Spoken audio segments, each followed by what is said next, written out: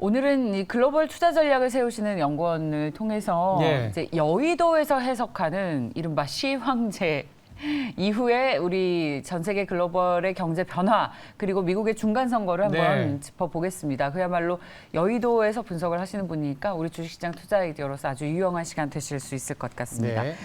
대신증권 리서치센터의 문남중 수석 연구위원입니다. 어서 오십시오, 연구원님. 안녕하세요. 이게 하반기 들어서는 뭔가 약간 정치적인 이슈로 인해서 시장이 조금은 변동성이 좀 심해지는 것 같아요. 이제 11월 8일이면은 미국의 중간 선거도 있고 얼마 전에 끝난 중국의 이제 당내 쇼킹하게 받아들이신 분들도 네. 상당히 많은데 먼저 이제 미국의 중간 선거 얘기를 좀 해보자면 공화당이 상하원을 다 장악하는 시나리오가 급부상하고 있더라고요. 현재 상황은 네. 또 어떻게 되는지 한번 체크해보고 넘어가야 될 것 같아요. 뭐 현재로서는 백악관, 상원과 하원을 모두 민주당이 장악을 했기 때문에 블레이브라고 우리가 보통 얘기를 하는데 네. 이게 통상 좀 깨질 가능성이 높아졌다는 생각을 합니다. 상원에서는 민주당이 그래도 다수당 지위를 차지할 걸로 예상을 하고 있고요. 하원에서는 뭐 말씀해 주신 대로 좀 민주당이 의석수를 많이 뺏길 걸로 좀 보고 있기 때문에 좀 공화당의 승리를 점쳐도 되지 않을까 생각을 합니다. 현재에서 이제 미국 선거 분석을 하고 있는 538이라는 분석 기관을 놓고 본다고 하면 상원에서 민주당이 승리할 확률을 67% 정도 예상을 하고 있습니다. 현재 상원은 공화당, 민주당 모두 50대 50으로 좀 동일하게 이제 의석수를 가지고 있는 상황인데 지금 대부분 주에서 각 당이 모두 사수할 걸로 좀 보고 있지만 경합지가 한 4곳 정도 됩니다.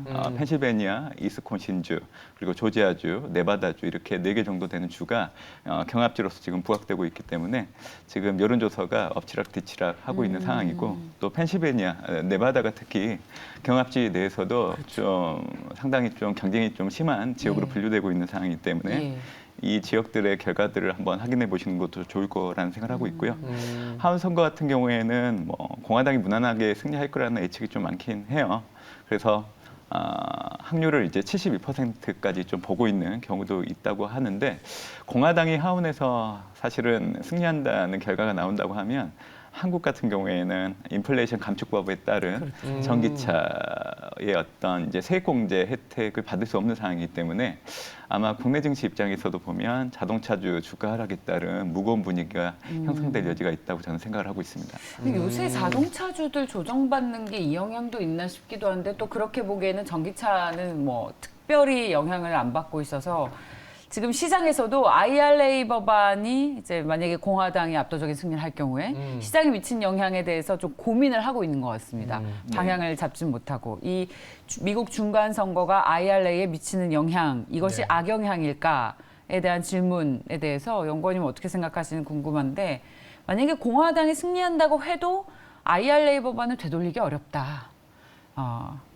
공화당 지역구의 풍력이나 태양광이 더 많기 때문이다. 네. 이런 해석을 얼마 전에 유진투자증권에서 했었어요. 예, 실제로 이런 리포트가 나오기도 했고 그런데 옐런 재무장관이 근데 나는 법대로 시행할 거다라고 하면서 이것만 바라보고 있는 또 기업이나 투자자들에게 찬물을 끼얹었는데 이거에 대해서도 또 사실 이 재무부가 크게 영향을 미칠 수 없다. 자유적인 재량권이 크지 않다라는 네. 해석도 있습니다. 그래서 이렇게 엇갈리는 것을 보면 이 영향에 대해서 고민이 많은 것 같은데 우리 연구원님께서는 어떻게 생각하세요? 어떤 예상을 하십니까? 미국은 뭐 주마다 좀 연방 정부의 범위에서 좀 벗어났기 때문에 해당 주의 이제 어떤 정치적인 파워에 따라서 입김이 좀 큰 대표적인 국가이기도 합니다. 그래서 맞아요. 말씀하신 게 틀린 얘기는 아니라 생각을 하고 있고요. 예.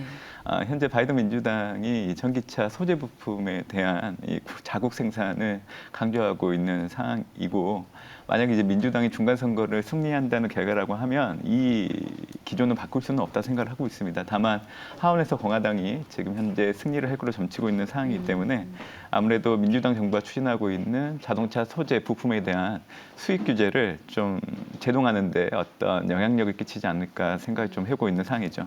왜냐하면 이제 공화당은 기업 부담을 낮추기 위해서 사실 전기차 소재 부품에 대한 외부 조달도 어느 정도 허용한다는 입장을 좀 밝히고 있는 상황이기 때문에 이렇게 된다고 하면 테슬라 같은 미국 전기차 업체들의 비용 불확실성이 좀 낮아질 수 있는데 영향을 줄 수 있다고 생각합니다.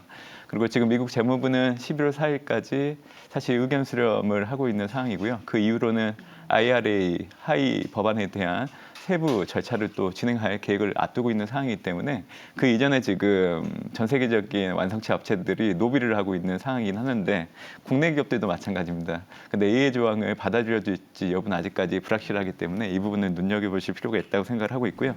결국 IRA가 북미에서 생산된 전기차에게 7,500억 달러의 세액공제 혜택을 주는 건데 지금 현대차나 기아의 상황을 놓고 본다고 하면 조지아주에 지금 전기차 공장을 만들고는 있지만 완공 시기가 2025년까지입니다. 그래서 3년 정도의 터울이 있기 때문에 그 이전까지 예외 조항이 받아들여지지 않는다고 하면 사실 한국의 전기차가 미국에서 미국 전기차와 경쟁하기가 상당히 부담이 높은 상황인 거죠.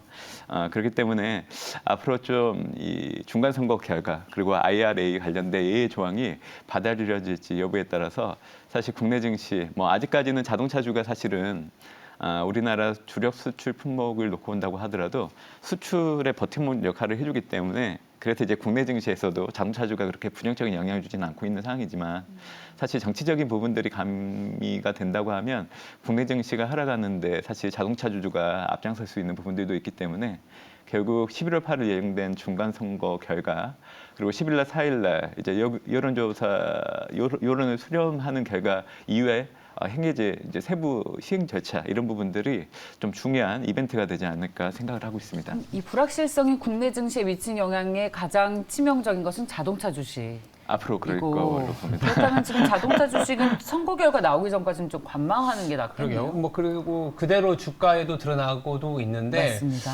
뭐 정리를 해보자면 지금 중간 선거에서 네. 만약에 지금대로라면 공화당이 승리할 가능성이 높고 그렇게 네. 되면 바이든에 대한 심판론 이를테면 이런 거죠. 대내적으로는 긴축으로 인해서 경기 침체가 물론 이제 네. 바이든이 한 건 아니지만 어쨌든 네. 대외적으로는 러우 전쟁 아니면 중국과의 어떤 견제라든지 갈등 이런 부분들에 대한 심판론 아니면 네네. 공화당이 사실은 그러니까 민주당 공화당 하면 민주당은 보호무역주의 고립주의가 조금 전통적이고 네네. 공화당이 이제 세계화 이런 쪽이지 않습니까? 네네. 조금 바뀔 가능성은 어떻게 보시는지 그것도 궁금해요. 아무래도 이제 물가가 높고 경기가 둔화되고 있는 상황이기 때문에 바이든 민주당 입장에서는 중간 선거가 사실 우호적인 환경은 아니라고 생각을 합니다. 최근에 뉴욕대가 실시한 여론조사 결과를 놓고 본다고 하더라도 지금 인플레이션, 뭐 경제 이 부분을 유권자들이 가장 관심 있게 보는 주요 현안으로 꼽은 상황이고요. 민주당이 앞세우고 있는 뭐 민주주의나 낙태권, 기후 변화는 사실 음자 비율을 놓고 봤을 때 그렇게 높지가 않은 상황이라서 결국 경제와 인플레이션 이 현안이 중간 선거 결과를 좀 좌우하지 않을까 생각을 해보고 있습니다. 그런데 이제 경제와 인플레이션 비율이 높다고 좀 응답한 대부분의 분들이 공화당을 지지하는 분들이 많아요. 예. 한 64%가 차지하고 있기 때문에 이분들이 만약 중간 선거에서 많이 참여를 한다고 하면 아무래도 이제 바이든 민주당의 어떤 경제 심판론이 더 부각되는 데 영향을 줄 수 있다 생각을 하고 있죠. 하지만 이번 주에 27일 날 이제 미국의 3분기 GDP 속보치가 발표가 되는데 사실 기술적인 경기 침체를 보였던 미국 경제가 3분기 때는 블룸버그 컨센서스로는 2.4 그리고 애틀란타 연은이 발표하는 GDP 나우로는 지금 2.9% 정도까지 성장할 걸로 예측이 나오고 있기 때문에 만약 이 결과가 뭐 말씀드린 대로 나온다고 하면 사실 바이든 민주당 입장에서는 중간 선거를 앞두고 좀 훈풍이 불 수 있는 트리거가 될 수 있다고 생각을 합니다. 3분기 GDP가 잘 나오는 이유는 사실 GDP의 3분의 1을 차지하고 있는 민간 소비가 좀 양호할 걸로 좀 보고 있고 그리고 순수출 기여도가 좀 높아질 걸로 좀 보고 있기 때문에 3분기부터는 이제 경제가 반등하는 모습이 나올 걸로 좀 보고 있는데 지금 일부 국가들이 경기 침체 아니면 경기 둔화 국면을 앞두고 있는 상황이기 때문에 이런 상황에서 미국 경제가 좋아지는 흐름들이 나온다고 하면 사실 바이든 민주당에게는 좀 희소식이 될 수 있다고 저는 생각을 하고 있습니다. 네. 자, 앞으로 저희가 계속 짚어봐야 할 이슈인데요. 네. 자, 미국 중간 선거와 관련한 우리 연구원님의 생각을 잘 들어봤습니다. 그러면 이제 중국 얘기. 네네.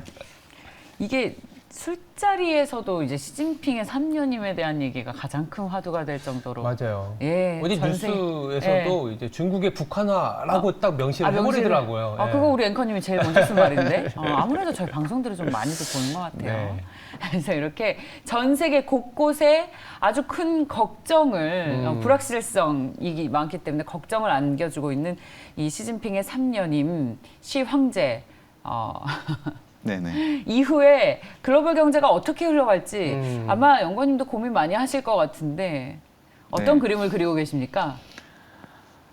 제 입시파 당대회가 예. 아마 신흥국 권역에는 좀 중요한 이벤트였다고 생각을 합니다. 맞아요. 그리고 상무위원회 구성 전원이 이제 시자진위로 분류되는 또 시진핑 친일 세력으로 모두 다 채워졌기 때문에 사실 그동안 있었던 파벌 간의 견제와 균형을 좀 깨지는 상황이라 보고 있습니다. 그리고 중국이 지금 현재 경기 둔화에 대한 압력이 상당히 높은 상황이에요. 그러다 보니까 결국에는 식민 정책 완화가 상당히 중요한 관건이 될 걸로 좀 보고 있는데 겨울철을 앞두고 감염병 통제를 위해서는 사실 부분적인 어떤 중앙정부의 어떤 통제가 계속 이루어질 걸로 좀 보고 있기 때문에 사실 좀 기대하기는 어렵다 생각을 하고 있고요. 아마 식민 정책이 완화되는 시점은 내년 3월 전인대 이후가 돼야 좀 의미 있는 변화 그리고 시장이 좀 기대할 만한 추가적인 경기 부양책이 나올 걸로 좀 보고 있기 때문에 사실 중국 증시 경제를 놓고 봤을 때 중국 경제는 하반 경직성이 좀 높아질 여지는 있지만 중국 증시를 놓고 봤을 때는 좀 본격적으로 반등으로 돌아설 수 있는 시점은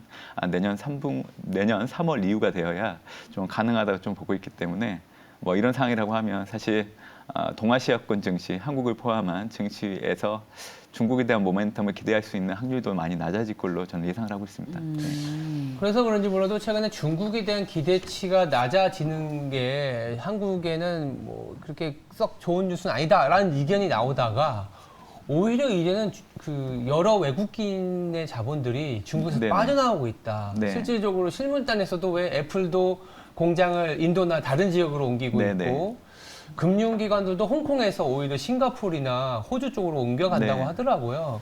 근데 이제 약간 소설이긴 하지만 우리가 그때 피해를 봤었던 게 MSCI라든지 이런 어떤 인덱스를 추종하는 지수에 중국 비중이 들어오면서 한국이 좀 많이 뺏겼잖아요. 네네. 근데 이제 다시 좀 한국 비중이 높여질 수 있다 이런 얘기들도 나와요. 그래서 최근에 네. 외국인들이 네. 하는 게 그 영향도 있는 거 아니냐. 네네. 그러니까 소위 말해서 중국이 저렇게 네. 후퇴 전략을 하는 건 한국한테는 네. 나쁘지 않은 거다. 이런 시각도 있는데 네. 어떻게 생각하세요? 네. 일차적으로는 틀린 얘기는 아니에요. 근데 예. 이제 이거를 좀 고민을 해보면 정반대의 상황이 좀 나타나지 않을까 생각을 합니다. 왜냐하면 미국은 지금 현재 군사 기술을 가지고 있는 기업들에 대한 좀 미국인의 신규 투자를 금지를 하고 있고 네. 또 미국 회계감사기관이 자유롭지 못하는 중국 ADR 기업에 대한 규제를 하고 있는데 양국 간의 이해관계가 상당히 얽혀 있는 상황이기 때문에 사실은 미국 입장에서 중국을 규제하려고 하는 의도는 그렇게 크지가 않습니다. 왜냐하면 양국 간의 이해관계가 너무 얽혀 있어요. 그래서 외국인의 증권 투자 비중을 놓고 온다고 하면 사실 그렇게 높지가 않거든요. 그러니까 외국인들 입장에서는 중국 본토에 대한 투자는 앞으로도 계속 이어질 유의는 분명히 있다 생각을 하고 있습니다. 다만 MSCI 중국 외주 편입 비율 확대 지금 현재 약 20% 차지하고 있거든요. 근데 앞으로 이거를 100%까지 올린다는 계획을 갖고 있어요. 이렇게 된다고 하면 사실 중국이 MSCI 신흥국 지수에서 차지하는 비율이 32%에서 44%까지 올라가게 되고 이렇게 된다고 하면 MSCI 이제 EM 지수 내에서 한국이 차지하는 비중은 현재 약 12%인데 장기적으로는 8에서 9% 정도까지 떨어질 여지가 있거든요. 그렇기 때문에 지금으로서는 양국 간의 관계를 놓고 좀 해석을 해야지 MSCI에서 중국 기업이 좀 없어진다고 해서 한국이 좀 수혜를 받을 수 있다는 거는 사실 MSCI에 이미 알려져 있는 기조를 놓고 온다고 하면 전혀 그런 식으로 가기는 어렵다 저는 생각을 하고 있습니다. 예, 요즘 우리 시장에서 수급이 상당히 중요해진 것이 이 대형주들의 상승이 물론 반도체주들이 너무나 바닥이라서 가격 메리트나 업황이 이제 좋아질 일밖에 안 남았다는 것도 있지만 가장 큰 이슈는 수급인 것 같습니다. 그건 미국의 중간 선거 그리고 중국에 따른 반사 이익으로 외국인 투자자들이 사고 있다는 그런 해석인데 이런 흐름이 반도체, 2차 전지와 같은 대형주로 매수로 이어지고 있습니다. 이어지겠습니까? 앞으로도 계속 이런 흐름이 네. 이런 거시적인 변수가 가장 중요한 시장 속에서 봤을 때 대형주, 중소형주에 대한 투자 전략을 어떻게 세우면 좋겠습니까? 연준의 속도 조절 기대가 부각됐기 때문에 투자 심리 회복으로 좀 최근에 외국인들 대형주를 좀 사는 것 같고요. 일단 저는 그중에서도 외국인의 반도체 매수를 놓고 온다고 하면 최근에 중국이 대만을 무력 침공할 수 있다는 부분들을 공식화했기 때문에 외국인들 입장에서는 대만에 대한 투자 심리가 이축돼서 반사이익 성격으로 한국에 대한 어떤 매수 우위가 높아졌다고 저는 그렇게 해석을 하고 있습니다. 앞으로도 이제 강달러 환경은 계속 지속되고요. 또 유동성은 좀 줄어드는 모습들이 나타나고 좀 보고 있기 때문에 대형주보다는 사실 주성주 선호가 좀 높아질 여지가 있다고 생각을 하고 있고요. 그렇군요. 과거 코스피가 박스권을 보였던 2012년과 2016년을 놓고 온다고 하면 그때 대형주 수익률이 6%, 중형주 수익률이 21%, 그리고 소형주 수익률이 49% 정도 차지를 했었기 때문에 앞으로 뭐 코스피 지수가 박스권을 흐른다고 하면 사실 성장 가능성이 높은 성장 중형주나 중소형주 중심으로 좀 관심이 높아질 수 있는 여력이 있다고 보고 있기 때문에 앞으로 이런 쪽의 기조로 좀 변하지 않을까 조심스럽게 내다보고 있는 상황입니다. 네. 네. 자, 말씀 여기까지 그럼 듣겠습니다. 곧 또 많은 이벤트들이 있을 때마다 함께 해주십시오. 네, 연구원님. 알겠습니다. 네. 대신증권 리서치센터 문남중 수석연구위원이었습니다. 잘 들었습니다. 네, 감사합니다.